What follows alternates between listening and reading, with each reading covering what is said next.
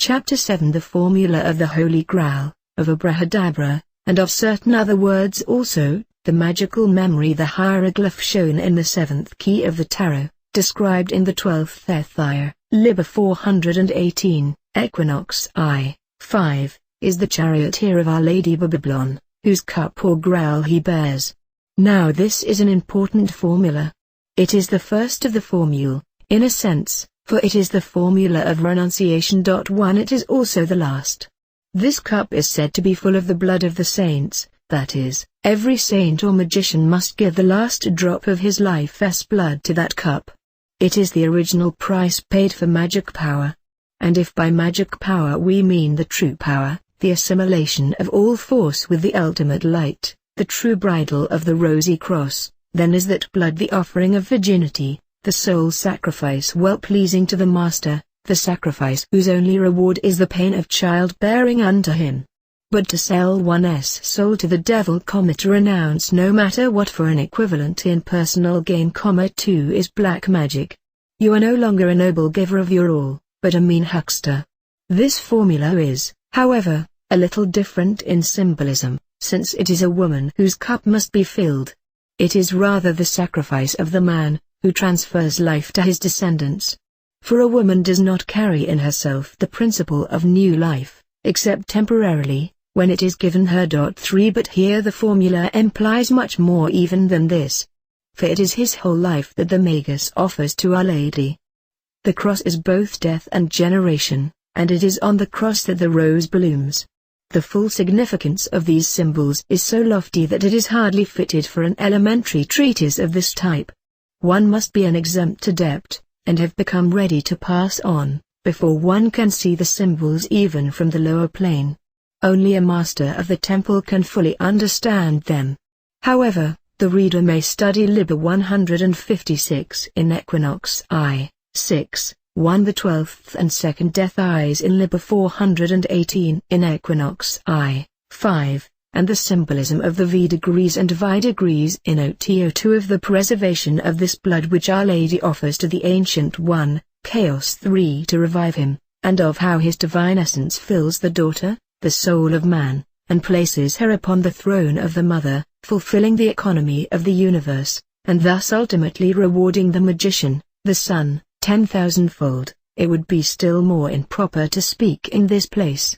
So holy a mystery is the arcanum of the masters of the temple, that it is here hinted at in order to blind the presumptuous who may, unworthy, seek to lift the veil, and at the same time to lighten the darkness of such as may be requiring only one ray of the sun in order to spring into life and light.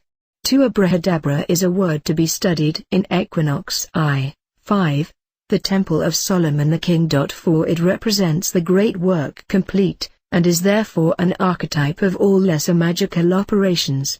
It is in a way too perfect to be applied in advance to any of them. But an example of such an operation may be studied in Equinox I-7, the Temple of Solomon the King. 5 Note the reverberation of the ideas one against another. The formula of Horus has not yet been so fully worked out in detail as to justify a treatise upon its exoteric theory and practice, but one may say that it is, to the formula of Osiris, what the turbine is to the reciprocating engine. 3 There are many other sacred words which enshrine formula of great efficacy in particular operations. For example, Vitriol gives a certain regimen of the planets useful in alchemical work. 1 Nararita is a formula of the macrocosm potent in certain very lofty operations of the magic of the inmost light.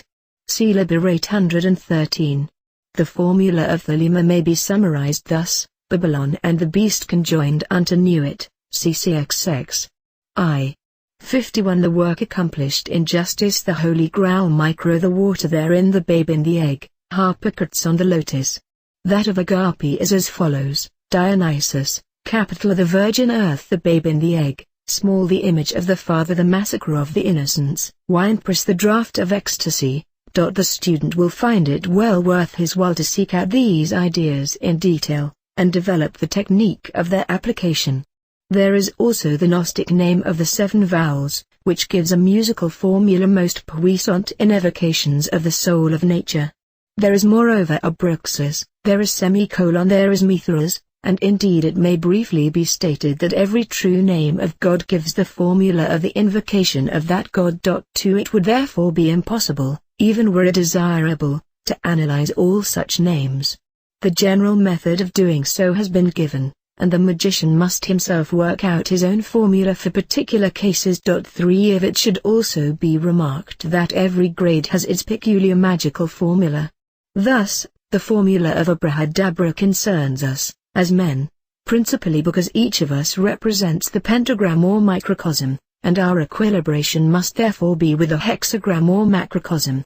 In other words, 5 degrees equals 68 is the formula of the solar operation, but then 6 degrees equals 58 is the formula of the martial operation, and this reversal of the figures implies a very different work. In the former instance the problem was to dissolve the microcosm in the macrocosm, but this other problem is to separate a particular force from the macrocosm, just as a savage might hew out a flint axe from the deposits in a chalk cliff. Similarly, an operation of Jupiter will be of the nature of the equilibration of him with Venus. Its graphic formula will be 7 degrees equals 48, and there will be a word in which the character of this operation is described, just as Abrahadabra describes the operation of the great work. It may be stated without unfairness, as a rough general principle, that the farther from original equality are the two sides of the equation, the more difficult is the operation to perform.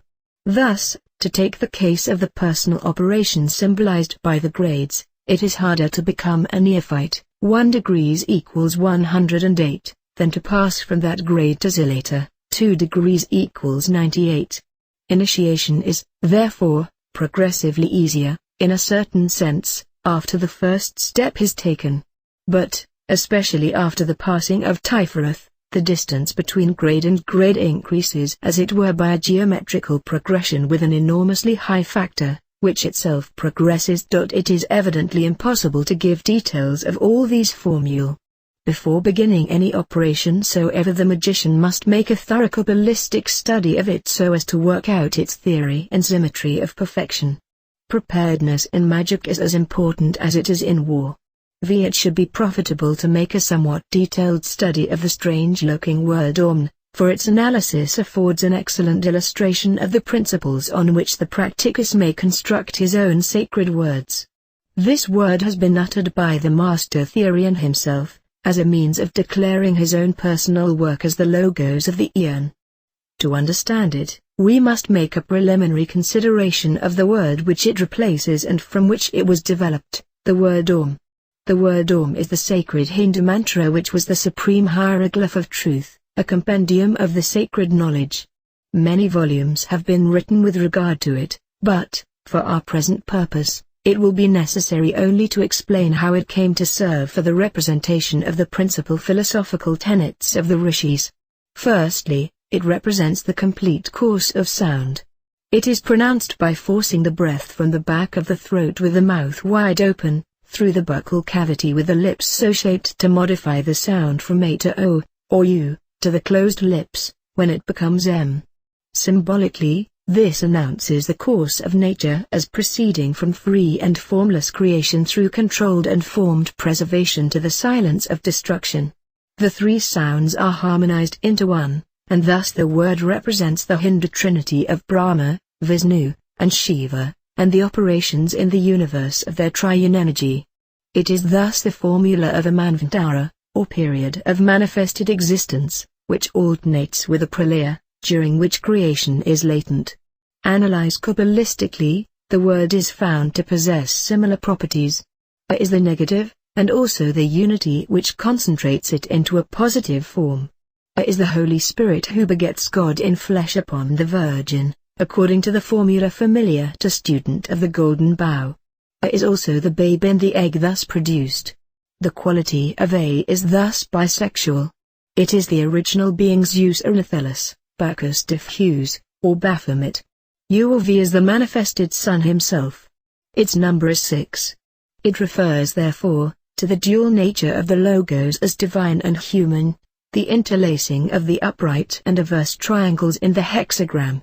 It is the first number of Son, whose last number 1 is 666, the number of a man. 2. The letter M exhibits the termination of this process. It is the hanged man of the tarot. The formation of the individual from the absolute is closed by his death. We see accordingly how Orm is, on either system, the expression of a dogma which implies catastrophe in nature.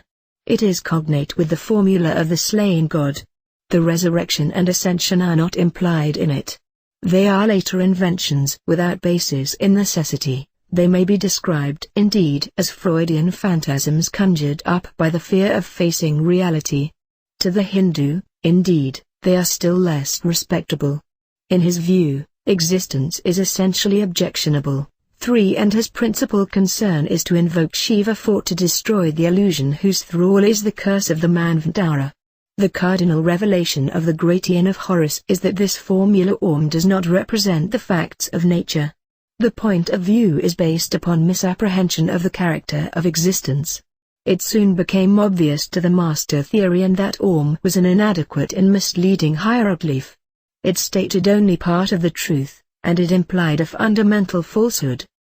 He consequently determined to modify the word in such a manner as to fit it to represent the arcana unveiled by the Ian of which he had attained to be the logos. The essential task was to emphasize the fact that nature is not catastrophic, but proceeds by means of undulations.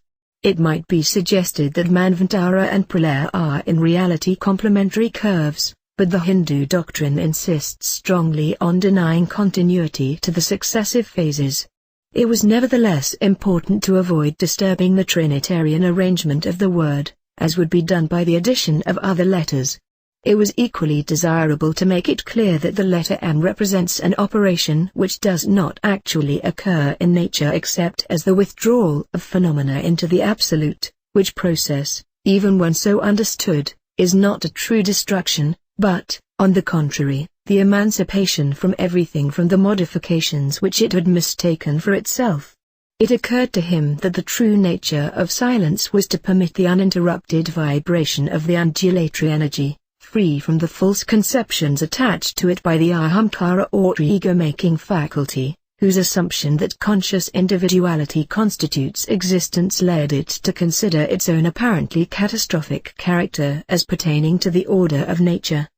The undulatory formula of putrefaction is represented in the Kabbalah by the letter N, which refers to Scorpio, whose triune nature combines the eagle, snake and scorpion.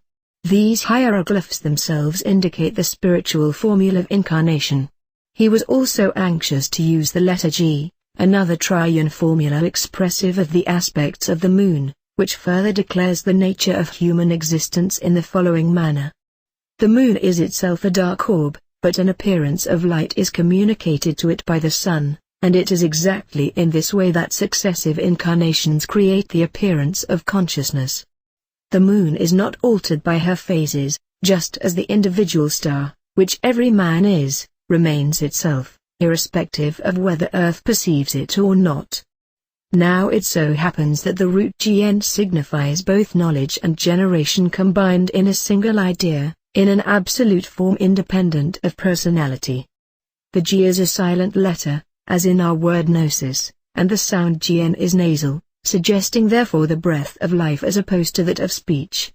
Impelled by these considerations, the master Therian proposed to replace the M of Orm by a compound letter Mgn, symbolizing thereby the subtle transformation of the apparent silence and death which terminates the manifested life of the Vor by a continuous vibration of an impersonal energy of the nature of generation and knowledge, the virgin moon and the serpent furthermore operating to include in the idea a commemoration of the legend so grossly deformed in the Hebrew legend of the Garden of Eden, and its even more malignantly debased falsification in that bitterly sectarian broadside, the Apocalypse. Sound work invariably vindicates itself by furnishing confirmatory corollaries not contemplated by the Kabbalist. In the present instance, the master Therian was delighted to remark that his compound letter Mgn, constructed on theoretical principles with the idea of incorporating the new knowledge of the Ian, had the value of 93, M equals 40, G equals 3, N equals 50. 93 is the number of the word of the Lord Thelema will, and Vagapi love, which indicates the nature of will. It is furthermore the number of the word which overcomes death, as members of the degree of M.M.1 of OTO are well aware, and it is also that of the complete formula of existence as expressed in the true word of the neophyte, where existence is taken to import that phase of the whole which is the finite resolution of the Kabbalistic 0.2. Finally, the total numeration of the word Om is 100, which, as initiates of the sanctuary of the Gnosis of the OTO are taught, expresses the unity under the form of complete manifestation by the symbolism of pure number, being kever by ak bkr semicolon 3 or Malkuth multiplied by itself, 4, and thus established as the phenomenal universe. But, moreover, this number 100 mysteriously indicates the magical formula of the universe as a reverberatory engine for the extension of nothingness through the device of equilibrated opposites. 5. It is moreover the value of the letter Kof, which means the back of the head, the cerebellum, where the creative or reproductive force is primarily situated. Kof in the tarot is the moon, a card suggesting illusion, yet showing counterpartal forces operating in darkness, and the winged beetle or midnight sun in his bark traveling through the nadir. Its yet erratic attribution is Pisces, symbolic of the positive and negative currents of fluidic energy, femalic the swan or pes and the female vesica, seeking respectively the anode and cathode. The number 100 is therefore a synthetic glyph of the subtle energies employed in creating the illusion, or reflection of reality, which we call manifested existence. The above are the principal considerations in the matter of Om.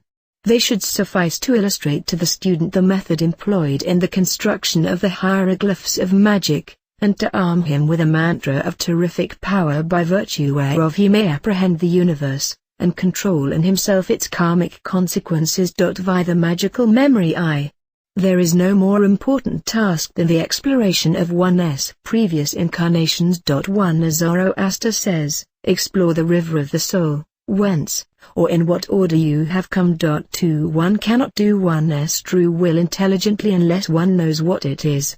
Libethishab, Equinox 7. 3 gives instructions for determining this by calculating the resultant of the forces which have made one what one is. But this practice is confined to one's present incarnation. If one were to wake up in a boat on a strange river, it would be rash to conclude that the direction of the one reach visible was that of the whole stream. It would help very much if one remembered the bearings of previous reaches traversed before one's snap. It would further relieve one's anxiety when one became aware that a uniform and constant force was the single determinant of all the windings of the stream, gravitation. We could rejoice that even the weariest river wins somewhere safe to sea. 4 Libethishab describes a method of obtaining the magical memory by learning to remember backwards. But the careful practice of dharana is perhaps more generally useful. As one prevents the more accessible thoughts from arising, we strike deeper strata. Memories of childhood reawaken. Still deeper lies a class of thoughts whose origin puzzles us. Some of these apparently belong to former incarnations. By cultivating these departments of one's mind we can develop them, we become expert, we form an organized coherence of these originally disconnected elements. The faculty grows with astonishing rapidity once the knack of the business is mastered. It is much easier, for obvious reasons, to acquire the magical memory when one has sworn for many lives to reincarnate immediately. The great obstacle is the phenomenon called Freudian forgetfulness, that is to say, that, although an unpleasant event may be recorded faithfully enough by the mechanism of the brain, we fail to record it, or recall it wrong, because it is painful. The psychopathology of everyday life analyzes and illustrates this phenomenon in detail. Now, the king of terrors being death, it is hard indeed to look it in the face. Mankind has created a host of fantastic masks. People talk of going to heaven, passing over, and so on, banners flaunted from pasteboard towers of baseless theories. One instinctively flinches from remembering one's last, as one does from imagining one's next death. 1 The point of view of the initiate helps one immensely. As soon as one has passed this pons asinorum, 2 the practice becomes much easier. It is much less trouble to reach the life before the last. Familiarity with death breeds contempt for it. It is a very great assistance for the beginner if he happens to have some intellectual grounds for identifying himself with some definite person in the immediate past. A brief account of Aleister Crowley's good fortune in this matter should be instructive. It will be seen that the points of contact vary greatly in character. 1. The date of Eliphas Levi's death was about 6 months previous to that of Aleister Crowley's birth. The reincarnating ego is supposed to take possession of the fetus at about this stage of development. 2. Eliphas Levi had a striking personal resemblance to Aleister Crowley's father. This of course merely suggests a certain degree of suitability from a physical point of view. 3. Aleister Crowley wrote a play called The Fatal Force at a time when he had not read any of Eliphas Levi's works. The motive of this play is a magical operation of a very peculiar kind. The formula which Aleister Crowley supposed to be his original idea is mentioned by Levi. We have not been able to trace it anywhere else with such exact correspondence in every detail. 4. Aleister Crowley found a certain quarter of Paris incomprehensibly familiar and attractive to him. This was not the ordinary phenomenon of the déjà vu, it was chiefly a sense of being at home again. He discovered long after that Levi had lived in the neighborhood for many years. 5. There are many curious similarities between the events of Eliphas Levi's life and that of Aleister Crowley. The intention of the parents that their son should have a religious career. The inability to make use of very remarkable talents in any regular way. The inexplicable ostracism which afflicted him, and whose authors seemed somehow to be ashamed of themselves. The events relative to marriage: 1 All these offer surprising parallels. 6. The characters of the two men present subtle identities in many points. Both seem to be constantly trying to reconcile insuperable antagonisms. Both find it hard to destroy the delusion that men's fixed beliefs and customs may be radically altered by a few friendly explanations. Both show a curious fondness for out-the-way learning, preferring recondite sources of knowledge to regular ones. Both take names and costumes very seriously, they adopt eccentric appearances. Both inspire what can only be called panic fear in absolute strangers, who can give no reason whatever for a repulsion which sometimes almost amounts to temporary insanity. The ruling passion in each case is that of helping humanity. Both show quixotic disregard of their personal prosperity, and even comfort, yet both display love of luxury and splendor. Both have the pride of Satan. 7. When Aleister Crowley became frater and had to write his thesis for the grade of Adeptus Exemptus, he had already collected his ideas when Levi's Clef des Grands Mystères fell into his hands. It was remarkable that he, having admired Levi for many years, and even begun to suspect the identity, had not troubled, although an extravagant buyer of books, to get this particular work. He found, to his astonishment, that almost everything that he had himself intended to say was there written. The result of this was that he abandoned writing his original work, and instead translated the masterpiece in question. 18. The style of the two men is strikingly similar in numerous subtle and deep-seated ways. The general point of view is almost identical. The quality of the irony is the same. Both take a perverse pleasure in playing practical jokes on the reader. In one point, above all, the identity is absolute. There is no third name in literature which can be put in the same class.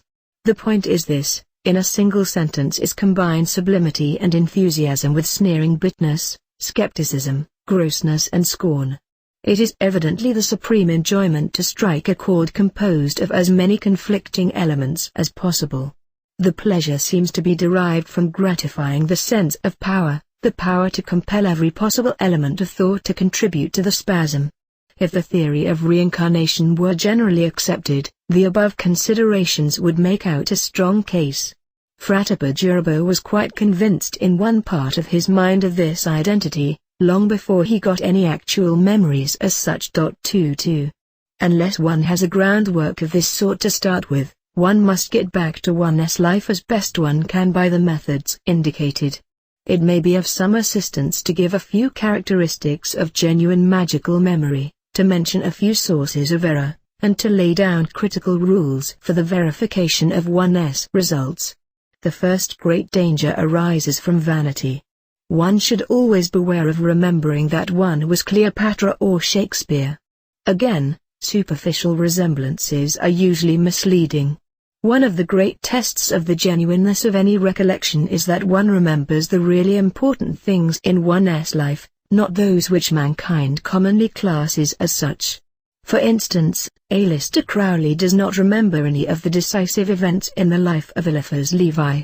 He recalls intimate trivialities of childhood. He has a vivid recollection of certain spiritual crises, in particular, one which was fought out as he paced up and down a lonely stretch of road in a flat and desolate district. He remembers ridiculous incidents, such as often happen at suppers when the conversation takes a turn such that its gaiety somehow strikes to the soul, and one receives a supreme revelation which is yet perfectly inarticulate. He has forgotten his marriage and its tragic results, although the plagiarism which fate has been shameless enough to perpetrate in his present life would naturally, one might think, reopen the wound. There is a sense which assures us intuitively when we are running on a scent breast high. There is an oddness about the memory which is somehow annoying. It gives a feeling of shame and guiltiness. One feels like a schoolboy caught red-handed in the act of writing poetry. There is the same sort of feeling as one has when one finds a faded photograph or a lock of hair 20 years old among the rubbish in some forgotten cabinet. This feeling is independent of the question whether the thing remembered was in itself a source of pleasure or of pain. Can it be that we resent the idea of our previous condition of servitude? We want to forget the past, however good reason we may have to be proud of it. It is well known that many men are embarrassed in the presence of a monkey. When this loss of face does not occur, distrust the accuracy of the item which you recall. The only reliable recollections which present themselves with serenity are invariably connected with what men call disasters. Instead of the feeling of being caught in the slips, one has that of being missed at the wicket. One has the sly satisfaction of having done an outrageously foolish thing and got off scot-free. When one sees life in perspective, it is an immense relief to discover that things like bankruptcy, wedlock, and the gallows made no particular difference. They were only accidents such as might happen to anybody, they had no real bearing on the point at issue. One consequently remembers having one's ears cropped as a lucky escape, while the casual jest of a drunken skeins mate in an all-night cafe stings one with all the shame of the parvenu to whom a polite stranger has unsuspectingly mentioned "mine uncle." The testimony of intuitions is, however, strictly subjective, and shrieks for collateral security. It would be a great error to ask too much. In consequence of the peculiar character of the recollections which are under the microscope, anything in the shape of gross confirmation almost presumes perjury. A pathologist would arouse suspicion if he said that his bacilli had arranged themselves on the slide so as to spell Staphylococcus. We distrust an arrangement of flowers which tells us that life is worth living in Detroit, Michigan. Suppose that Aleister Crowley remembers that he was Sir Edward Kelly. It does not follow that he will be able to give us details of Krakow in the time of James I of England. Material events are the words of an arbitrary language, the symbols of a cipher previously agreed on. What happened to Kelly in Krakow may have meant something to him, but there is no reason to presume that it has any meaning for his successor. There is an obvious line of criticism about any recollection. It must not clash with ascertained facts. For example, one cannot have two lives which overlap, unless there is reason to suppose that the earlier died spiritually before his body ceased to breathe. This might happen in certain cases, such as insanity. It is not conclusive against a previous incarnation that the present should be inferior to the past. One's life may represent the full possibilities of a certain partial karma. One may have devoted one's incarnation to discharging the liabilities of one part of one's previous character. For instance, one might devote a lifetime to settling the bill run up by Napoleon for causing unnecessary suffering, with the object of starting afresh, clear of debt, in a life devoted to reaping the reward of the Kharizkan's invaluable services to the race. The Master Therion, in fact, remembers several incarnations of almost uncompensated wretchedness, anguish and humiliation, voluntarily undertaken so that he might resume his work unhampered by spiritual creditors. These are the stigmata. Memory is hallmarked by its correspondence with the facts actually observed in the present. This correspondence may be of two kinds. It is rare, and it is unimportant for the reasons stated above, that one's memory should be confirmed by what may be called, contemptuously, external evidence. It was indeed a lucid moment for the Nazarene paranoiac in the fable, when he remarked that an evil and adulterous generation sought for a sign. 1. Even so, the permanent value of the observation is to trace the genealogy of the Pharisee from Caiaphas to the modern Christian. Signs mislead, from painless dentistry upwards. The fact that anything is intelligible proves that it is addressed to the wrong quarter, because the very existence of language presupposes impotence to communicate directly. When Walter Raleigh flung his cloak upon the muddy road, he merely expressed, in a cipher contrived by a combination of circumstances, his otherwise inexpressible wish to get on good terms with Queen Elizabeth. The significance of his action was determined by the concourse of circumstances. The reality can have no reason for reproducing itself exclusively in that especial form. It can have no reason for remembering that so extravagant a ritual happened to be necessary to worship. Therefore, however well a man might remember his incarnation, as Julius Caesar, there is no necessity for his representing his power to set all upon the hazard of a die by imagining the Rubicon. Any spiritual state can be symbolized by an infinite variety of actions in an infinite variety of circumstances. One should recollect only those events which happen to be immediately linked with one's peculiar tendencies to imagine one thing rather than another. 2. Genuine recollections almost invariably explain oneself to oneself. Suppose, for example, that you feel an instinctive aversion to a particular kind of wine. Try as you will, you can find no reason for your idiosyncrasy. Suppose, then, that when you explore some previous incarnation, you remember that you died by a poison administered in a wine of that character. Your aversion is explained by the proverb, "A burnt child dreads the fire." It may be objected that in such a case your libido has created a phantasm of itself in the manner which Freud has explained. The criticism is just, but its value is reduced if it should happen that you were not aware of its existence until your magical memory attracted your attention to it. In fact, the essence of the test consists in this, that your memory notifies you of something which is the logical conclusion of the premises postulated by the past. As an example, we may cite certain memories of the Master Therion. He followed a train of thought which led him to remember his life as a Roman named Marius de Aquila. It would be straining probability to presume a connection between, this hieroglyphically recorded mode of self-analysis and, ordinary introspection conducted on principles intelligible to himself. He remembers directly various people and various events connected with this incarnation, and they are in themselves to all appearances actual. There is no particular reason why they, rather than any others, should have entered his sphere. In the act of remembering them, they are absolute. He can find no reason for correlating them with anything in the present. But a subsequent examination of the record shows that a logical result of the work of Marius de Aquila did not occur to that romantic reprobate. In point of fact, he died before anything could happen. Can we suppose that any cause can be balked of effect? The universe is unanimous in rebuttal. If then the exact effects which might be expected to result from these causes are manifested in the career of the Master Therion, it is assuredly the easiest and the most reasonable explanation to assume an identity between the two men. Nobody is shocked to observe that the ambition of Napoleon has diminished the average stature of Frenchmen.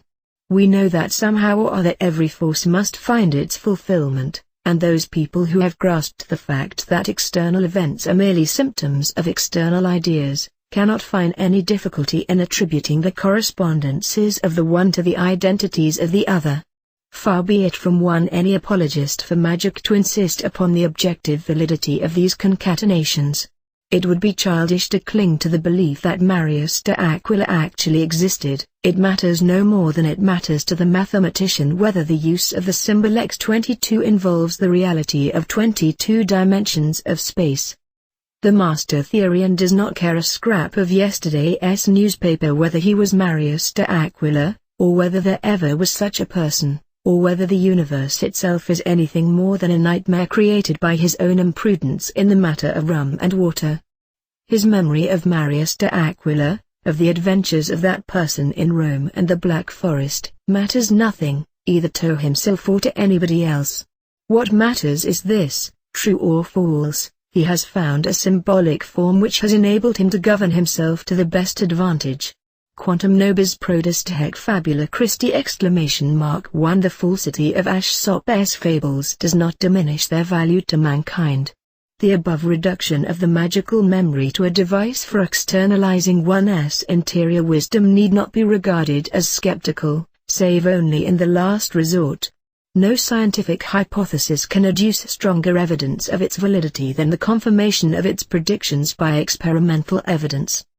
The objective can always be expressed in subjective symbols if necessary. The controversy is ultimately unmeaning. However we interpret the evidence, its relative truth depends in its internal coherence. We may therefore say that any magical recollection is genuine if it gives the explanation of our external or internal conditions. Anything which throws light upon the universe, anything which reveals us to ourselves, should be welcome in this world of riddles.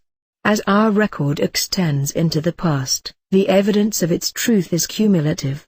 Every incarnation that we remember must increase our comprehension of ourselves as we are.